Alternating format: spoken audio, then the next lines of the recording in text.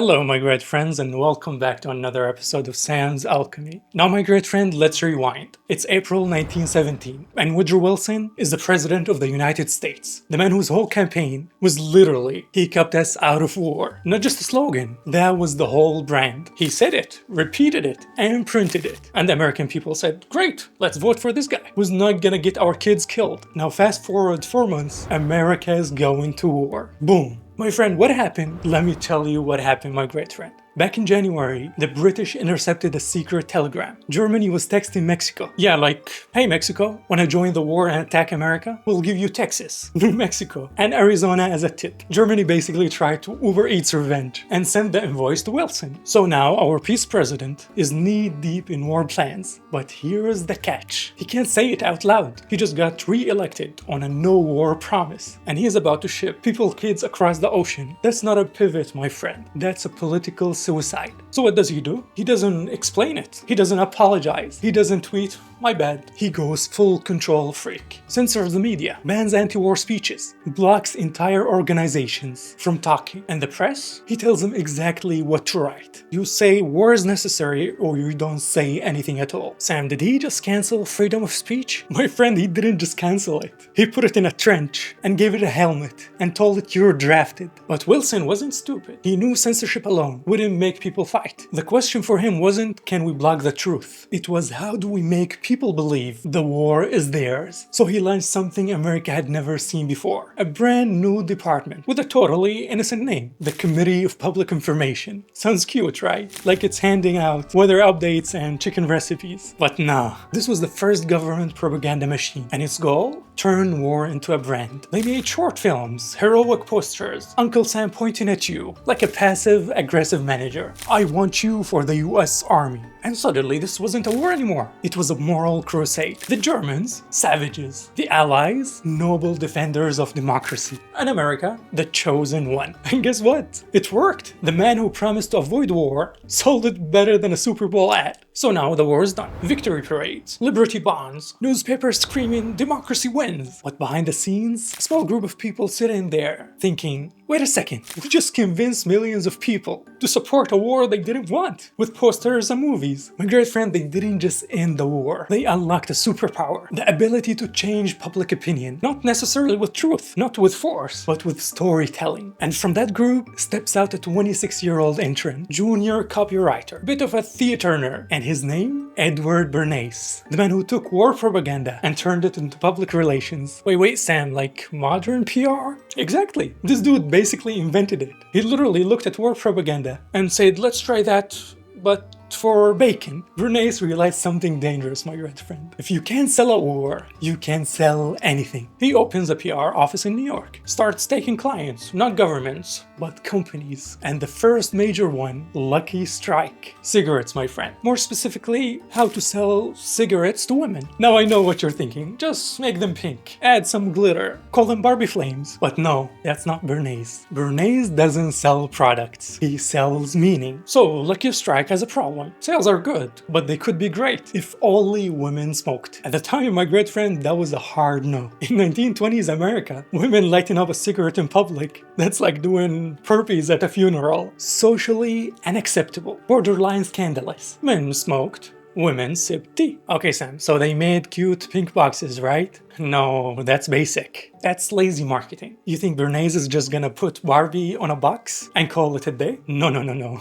He goes deeper. He calls up a psychiatrist, asks him, tell me honestly, how do women feel about cigarettes? And the answer? Cigarettes are a symbol of power. They're masculine, rebellious, forbidden. And that's when Bernays has the light bulb moment. He's like, wait, women don't want the cigarette. They want what the cigarette represents. And just like that, the product is no longer tobacco. It's freedom. So what does he do? He finds a group of high society women, the kind who end up in Vogue, not Walmart. He tells them, listen, there's a parade next week in New York. The whole country is watching. Why don't you show up and casually light up a cigarette? And guess what? They do it. They walk into the Easter parade, dressed to kill, smoking like gangsters. And the crowd shocked. And the press obsessed. The headlines were like, women ignites torches of freedom. Boom. The campaign goes viral. 1920s style. Sam, hold up. Was this a feminist protest or a tobacco ad? Yes. That's the genius. Bernays didn't show them an ad, he gave them a story. The cigarette became a weapon, a statement, a symbol of equality, wrapped up in paper and smoke. And women, for the first time, weren't just buying a product, they were buying an identity. No, of course, did smoking solve gender inequality? Absolutely not.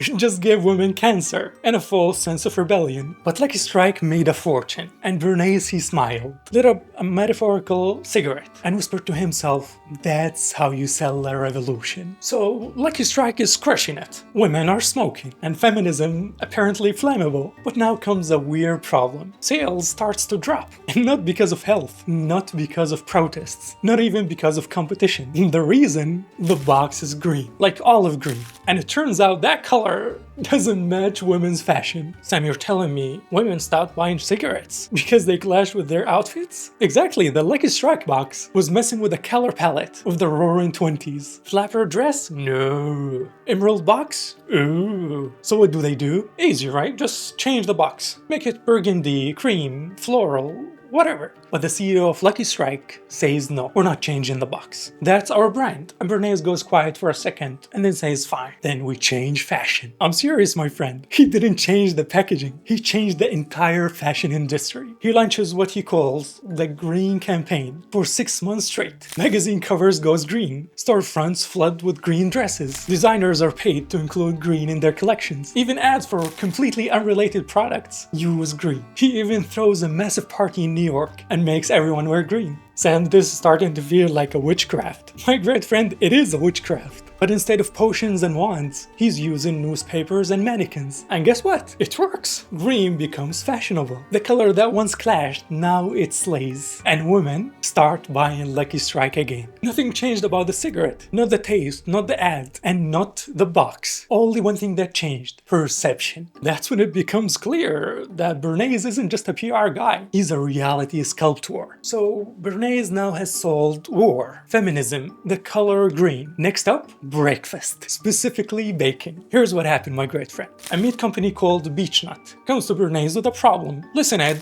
we have a problem. We have bacon, but it's really not moving like the rest of our stuff. At the time, Americans were eating light in morning. A cup of coffee, toast, maybe some cereal. You know, reasonable food. Things that don't try to kill you before 10 a.m. So what does Bernays do? A promo deal? Bacon NFT? Nope. He calls the doctors. He contacts a bunch of physicians and he asks, hey, what's healthier, a light breakfast or a hearty one? Now remember, this is the 1920s. Doctors were basically just dudes with mustaches and clipboards. So naturally they say, yeah, a hearty breakfast is a better choice. You gotta replenish the calories you burned in your sleep, they said. Because apparently dreaming about taxes burns fat. So Bernays takes that data, wraps it in a press release, and boom, doctors recommend the hearty breakfast. And guess what's in the hearty breakfast? Bacon and eggs. America's new morning anthem. Start your day with protein. Start your day with purpose. Start your day with pork. Wait, Sam, are you telling me the traditional American breakfast is fake? My friend, it's not just fake, it's public relations invention. Bernays didn't just sell bacon, he made it feel like science. The same trick you see today. 9 out of 10 dentists recommend. Milk does a body good. Doctors prefer Camel cigarettes. Yes, that was real. It's all part of the same spell. Wrap product in a lab coat, and people will eat it. And just like that, breakfast became marketing. What used to be a light snack became a heavy ritual because someone needed to move more bacon. So up until now, Bernays was selling stuff people already liked. Cigarettes, they already existed. Bacon, delicious for most people. But then something weird happens. The US economy starts to slow down. Not because people are broke, but because people are satisfied. Like genuinely. They have what they need. A roof, a coat, a toaster, a chair, and companies starts to panic. And Bernays knew exactly how to make that happen. He flips the entire model from an economy of needs to an economy of wants. From buying a shirt because you need a shirt, to buy a shirt because it says something about you. He helps invent a culture of buy 2, get 1 free. You wore that twice this week, man. Why do you still have the iPhone 11? Your lipstick doesn't match your vibe, Sarah. The product didn't change. You did. But wait, Sam, what if the product actually lasts? That's where Bernays introduces a new trick. Planned obsolescence. Make it break on purpose. Even if you can build a washing machine that lasts 20 years, don't. Make one that lasts for 4 years, then glitches, then makes a weird humming sound and dies during spin cycle, so people buy again. And don't worry when they come back to complain. Tell them it's the new model, improved, sleeker, now with USB-C. Bernays also starts redefining the whole point of buying. It's not about quality or durability or price. It's about emotion. You're not buying clothes. You're buying confidence. You're not buying a phone. You're buying belonging. You're not buying a brand. You're buying a version of yourself. So H&M, friendly, approachable, and light. But Balenciaga, cold, elite, mysterious. Same cotton, but different feeling. And suddenly there's a market not for products, but for personalities. And this, my great friend, is how modern branding was born. Desire became design. Identity became inventory. And you became the product. My great friend, let me take you to Latin America. It's the 1950s, and a single company, United Fruit, owns a massive banana plantations across Guatemala, Honduras, Nicaragua, and Panama. Now, on paper, they're just fruit exporter, but in reality, they're running the show. They bribe governments, seize land, kick people out of their homes, and pay local workers pennies to farm bananas for export. Basically, it's colonialism, just rebranded with a tropical logo. Sam, what do you mean by colonialism? It's bananas. Exactly. Sweet, yellow, easy to peel, and hiding a system of violent control. But then something starts to go wrong. The workers get angry. They start organizing, striking, demanding better pay, and wanting their land back. And worse, American consumers start hearing about it. People in the US start asking, wait, are we eating bananas grown by people who were exploited? And then United Fruit panics. So what do?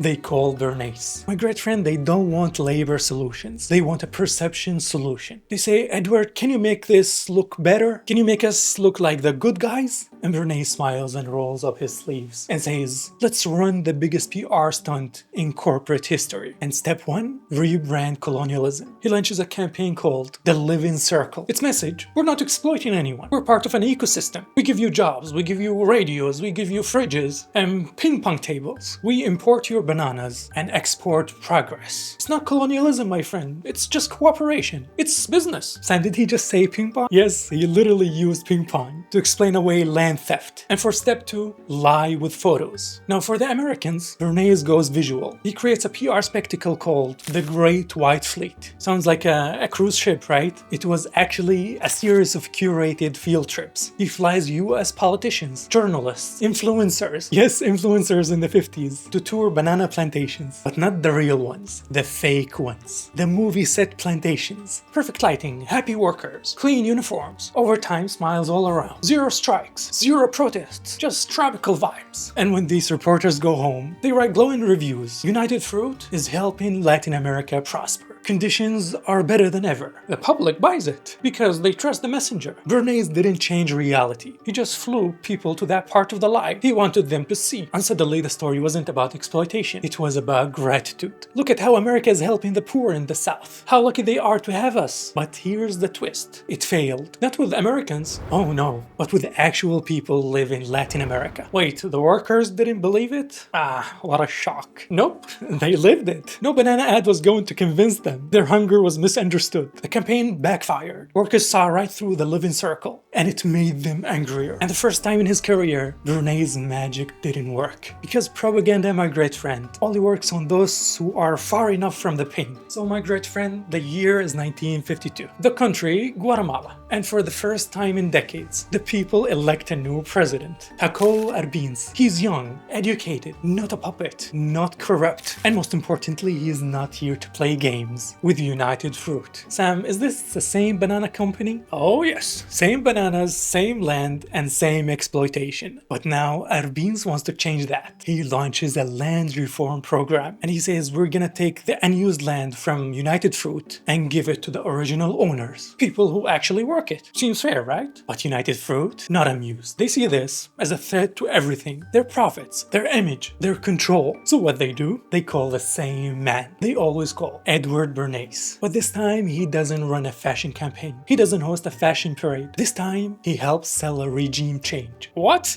Yes, Bernays goes back to his old playbook, but with a Cold War twist. The strategy, Red Scare 2.0. He paints Arbenz, a democratically elected leader, as a communist threat. He floods Americans' media with headlines like, "Communism in our backyard," "Soviet Union influence is rising in Central America," "Guatemala falls to the Reds." Never mind that Arbenz wasn't communist, or that there was no Soviet presence. But it doesn't matter. The word communist is enough. Because in Cold War America, communism doesn't mean ideology. It means an American, evil, justification for anything. So Bernays starts releasing press releases to journalists, hires writers to spin stories, even books, fake expert opinions. He builds the massive illusion that Guatemala isn't just land reform, it's a beachhead for Stalin. What does the US government do? They believe it. Or pretend to. And in 1954, the CIA stages a coup. Sam, are you talking about a literal coup? Yes, Arbenz is overthrown, and a US-friendly dictator is installed. Land reform is scrapped, and United Fruit back in business, baby. And the whole thing started with a few headlines, written by a PR guy. That's the power Bernays had. He didn't just move products, he moved empires. He weaponized fear, he twisted truth, and he did it all with a smile. Because he believed something most people don't want to admit. Democracy doesn't work unless someone is managing the message. So what we do with all of this? Edward Bernays, the guy who started as a wartime intern, turned into the godfather of public relations. He sold war, sold peace, sold breakfast, sold fashion, sold feminism, sold capitalism. He didn't just shape culture, he designed it. And here's the part no one wants to say out loud. He didn't hide it. So are you telling me he wrote all this down? He did more than that. He wrote a whole book titled Propaganda. Just straight up, no shame, no metaphor, just propaganda. And the first line, the conscious and intelligent manipulation of the organized habits and opinions of the masses is an important element in democratic society. Let me say that in a simple way. He said manipulation is important in democracy. That's not the villain monologue, my great friend. That's chapter 1 in his book. Bernays believed that most people, me, you, your neighbor, your boss, don't have the time or energy or awareness to make truly informed decisions. So someone needs to shape the narrative, guide the herd, tell the story. He just thought better me than chaos. But here's the terrifying part. He might have been right. Sam, are you saying we need propaganda? I'm saying it never left. It just changed its name. Public relations, influencer strategy, narrative architecture, behavioral marketing, media framing, reputation management, all fancy ways to say the same thing. Someone, somewhere is always crafting the message. And if you're not asking why, you're probably part of the audience. So my great friend, when you see a war, a movement, a product, a headline, a TikTok trend, an organic uprising, ask yourself, who benefits? Who pays? And who's writing the script? Because maybe, my great friend, you didn't change your mind. Maybe someone changed it for you. Does Sam put poison in the honey? Or do I drink the honey alone and leave you with the aftertaste? That's all for today, my great friend. And if you enjoyed this episode and my propaganda worked on you, make sure to subscribe, like, and drop a comment about your experience with propaganda. I'll see you in the next episode, my great friend. Peace.